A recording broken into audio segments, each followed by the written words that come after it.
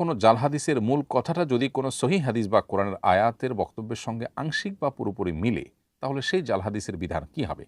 সেই জাল হাদিসের উপর আমল করা যাবে কিনা? উত্তর হলো, জাল হাদিস সর্বাবস্থায় পরিত্যাজ্য। জাল হাদিসের উপরে কোনো অবস্থাতে আমল করা যাবে না। জাল হাদিসে যে বিষয়টি প্রমাণিত হয়েছে, সেই একই বিষয় যদি কোরআনের কোনো আয়াতে কিংবা অন্য কোনো বিশুদ্ধ হাদিস দ্বারায় প্রমাণিত হয়, তাহলে সে বিষয়টিকে আমল করতে হবে সেই আয়াত থেকে এবং সেই হাদিস থেকে, যেটি বিশুদ্ধভাবে প্রমাণিত হয়েছে। কিংবা সে বিষয়ে মানুষকে বলতে হলে ওই আয়াত এবং হাদিস থেকে বলতে হবে। জাল হাদিসকে কোট করা যাবে না, যদিও সেটার মর্ম প্রমাণিত হয় বিশুদ্ধভাবে। কারণ জাল হাদিস সর্বাবস্থায় পরিত্যাজ্য, এবং নবী করিম সাল্লাল্লাহু আলাইহি ওয়াসাল্লাম যে বলেছেন, মান কাযাবা আলাইয়া মুতাআম্মিদান ফালইয়াতাবাওয়া মাকআদাহু মিনান নার, যে আমার নামে মিথ্যাচার করলো সে তার ঠিকানা জাহান্নামে যেন জেনে রাখে। তো হাদিসের আলোকে জাল হাদিসের চর্চা করার ব্যাপারে কঠোর নিষেধাজ্ঞা কিন্তু স্পষ্টভাবে প্রমাণিত হলো।